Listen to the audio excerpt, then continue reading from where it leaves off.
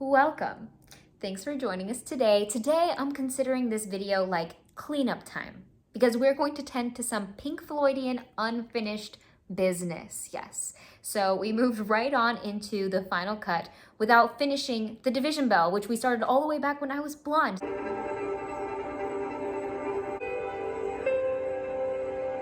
So forever ago. And we're gonna fix that now, that's what we do. We fix mistakes one video at a time. Kicking us off, we've got number 7 of the album, or as I would like to say, number 1 of side 2, Take It Back. Wait, you know what? Hold on one second, because already I'm cold. But this is the perfect chance to practice some of that Halloween spooky October magic. In 3, 2, 1, poof, magic. Gotta love it.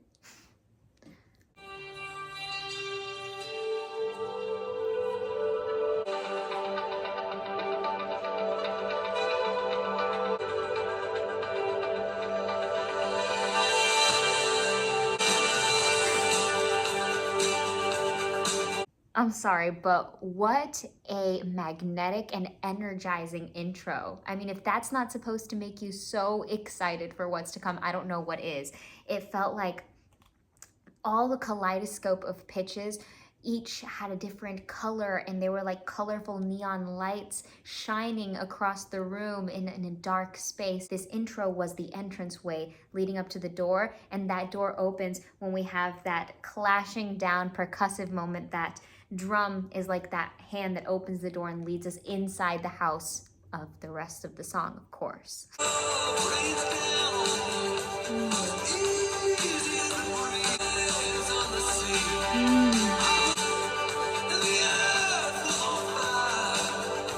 Bam! I instantly fell in love with the lyrics of this verse. I love how they're relating the love to all these earthly natural things. They even mention earth and earth on fire. I think they open the song saying that the love rains down and is easy as breeze, and comparing it to the ocean and earth on fire. It's all happening.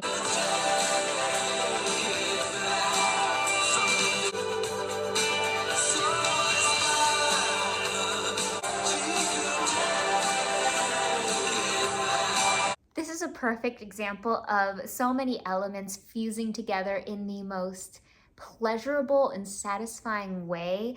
The timbre, tone, and texture of the vocals, pristine, immaculate, gorgeous. Notes that are very electronic, feel like they're still present, but they're not as forefront as they were in the intro. Like they've taken a step back, but they're still there. They're like background dancers.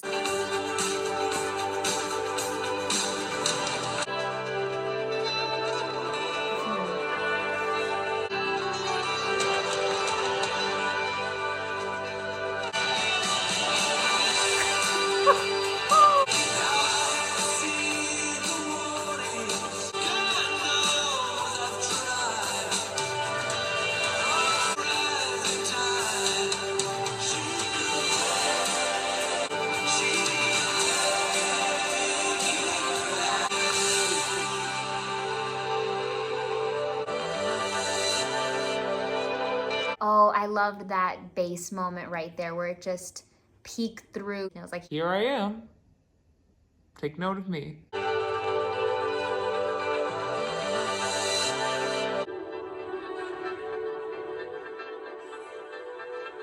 whoa, that was tremendous. I loved the playing with time and rhythm that they did in the chorus a little bit. I love how, in terms of, the instrumentation and the instrumental melody, it felt like the chords became a little more open at times, and that openness just allowed this sunshine to shine through.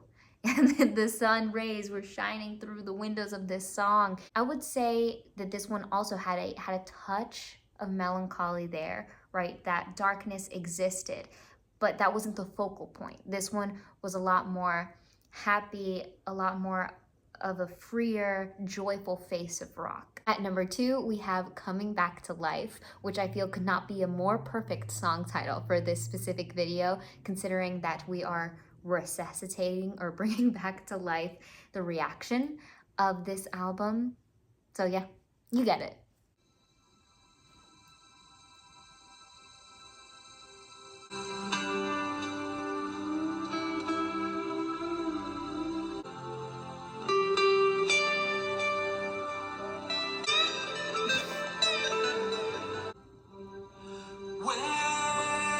The effect placed on that electric guitar just allowed it to soar into a completely different stratosphere. I got a little bit of glimpses of our classic stereotypical Pink Floyd songs, but with this romantic twist that I just, I haven't experienced yet.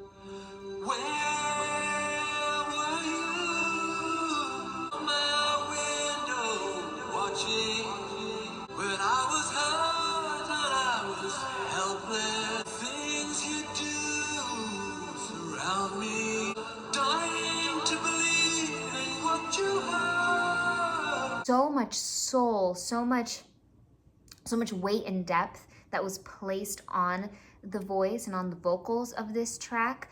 I love how it 100% completely paralleled that guitar of the intro. It felt like it was just gearing us up for what was about to happen with the vocals and just, knock us off our feet. And all the electronic elements around it just kind of enveloped the sound and supported and nurtured it. But really, that vocal was something else. So wild and unexpected.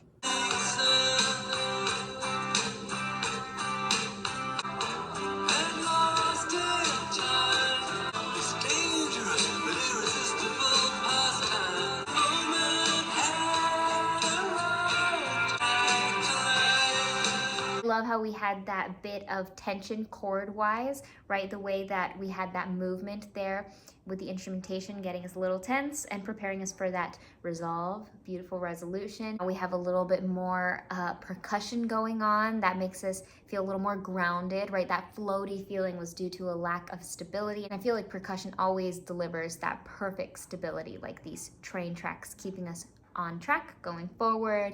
And I like how even the guitar riff got a little more percussive, like it kind of mimicked that sensation with the drums.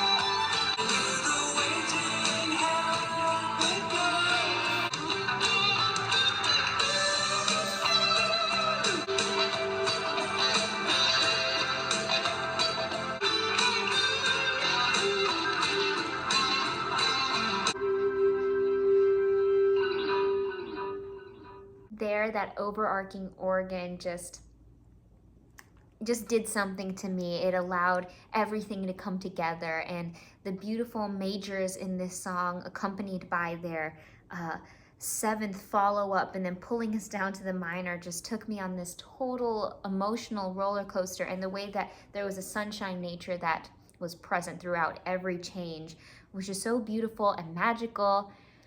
And it just made me realize how beautiful a thing life is. And then it kind of doubles into itself too, because life is so beautiful that through life we've been able to create music and art that is this spectacular and shines light on the beauty of life. And it's like this whole thing that just never ends, creates this life paradox. Also, I don't think I'm ever going to be able to stop thinking about how magnificent that vocal is, and I think those guitar solos proved that point, because they were so hypnotizing and magnetic, but then the voice was able to create an almost exact feeling that the guitar solos were able to create. And if you have a voice that's able to do that same thing, then oh my gosh, you've been blessed. At number 3 today, we've got Keep Talking.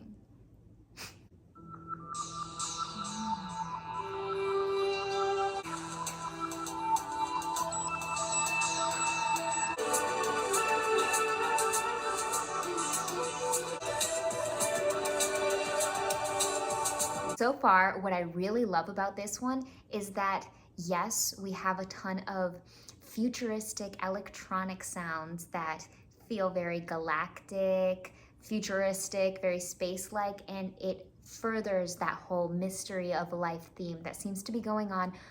But with that really intense, fun, funky, danceable percussion going on, I can't help but move to it. It doesn't let the sound or the theme or the tone get a little too eerie or spooky. It's keeping it lively, but you know, there's still a little bit of mystery in there. For millions of years, mankind.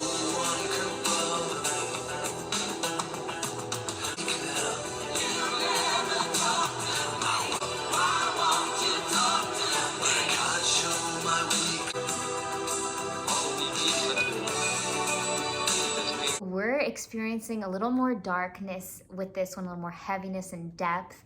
And I think it's because we have a little bit more concentration and focus on minor. There's a little more minor going on. The spoken tone delivery, I'm not always a fan of it, but in this case, it's captivating. It totally works. It's executed so well. It's perfect.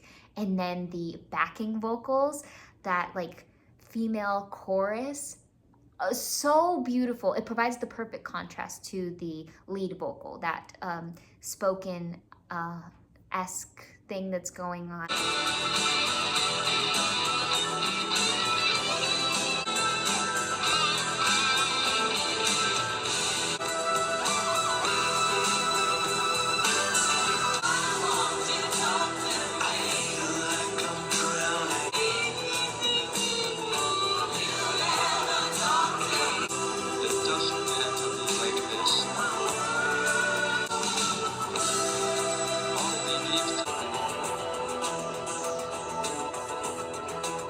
Oh my gosh, I love that guitar solo. I feel like this is so far one of the most true rock and roll feelings, at least to me, that we've had so far. That distortion heavy on that electric guitar, and then the way that they had this seamless fuse where it just became an electronic instrument. I know for a fact they were trying to make it sound like that line went right into it, like the guitar transformed. It suddenly became a new instrument, is what it felt like. And while the guitar was going on, we had those pitches overarching, heavenly, celestial, with the organ, and that felt very true Pink Floyd. So true rock and roll, true Pink Floyd rock and roll, and just a really great electronic time. Solo tenemos una canción más después de esta, pero primero hemos llegado al número 4 de la noche, Lost for Words. Yo casi iba a decir a loss for words, pero yo creo que eso era la intención, ¿verdad? Lost for words.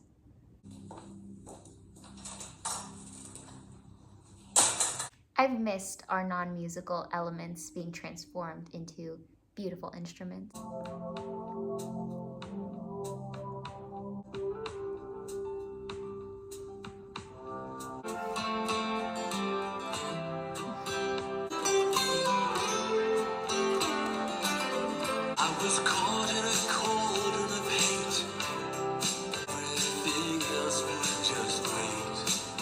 The lyricism, the poetry that's happening. Engulfed in a fever of spite, reality fades like shadows. The safety numbers when the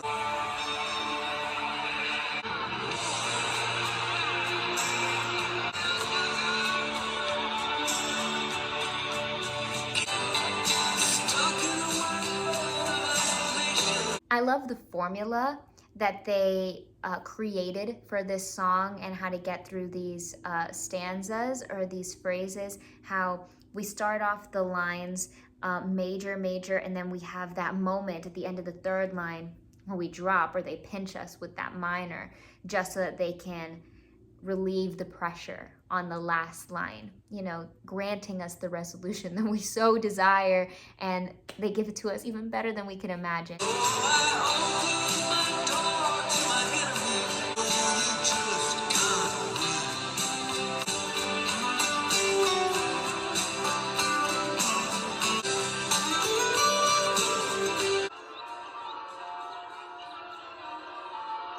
It's quite unexpected, and what an abrupt way to end the song, including all those bells in, but I guess It's appropriate considering the title of this album, The Division Bell. Sometimes there comes around songs that I wish I had written. Like I'm envious of the pen that this person held because I wish it was me. I wish I wrote this song. It's so good. And it's happened before. This isn't the first song that we've ever listened to together that I wish I had written. But this is definitely one of them. Last, but high hopefully, not least, High Hopes.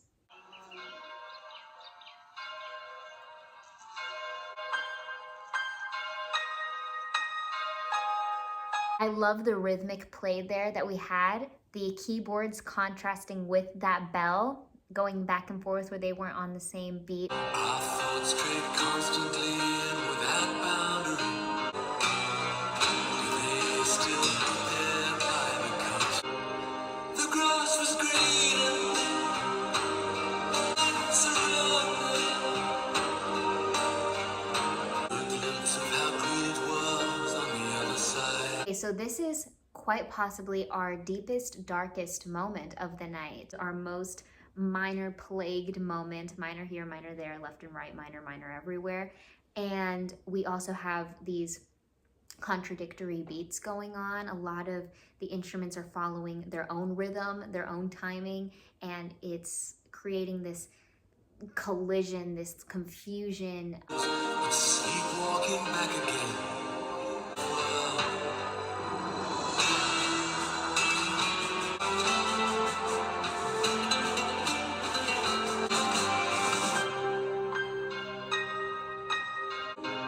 There's a hunger still unsatisfied many times. The grass was green, the lands of wonder.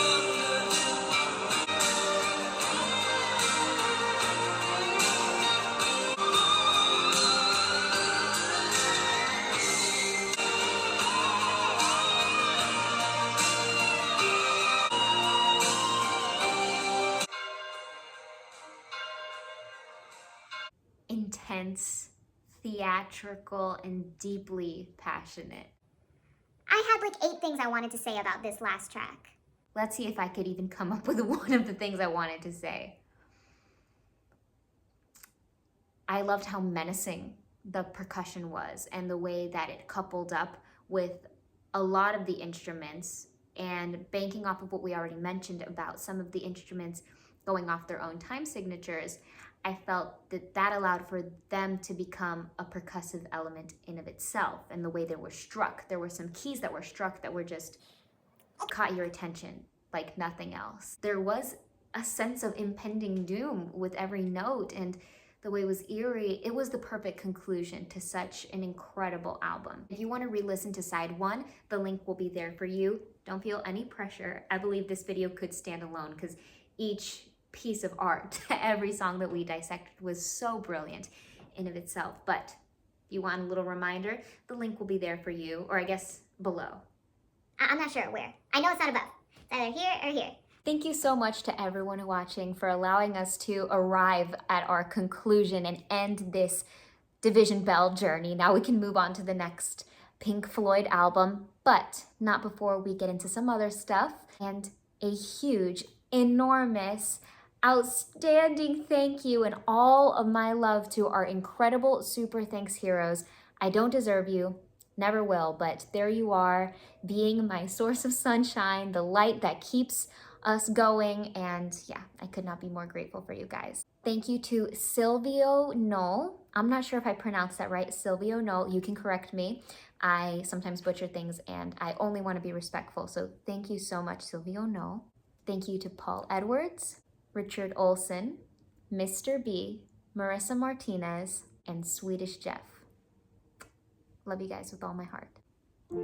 Silvio, Paul, Richard, Mr. B, Marissa, and Jeff. With everything I have left, thank you. More than a shoulder to cry on, more than the stars in the night sky, more than a hand that leads the way. You mean everything, everything,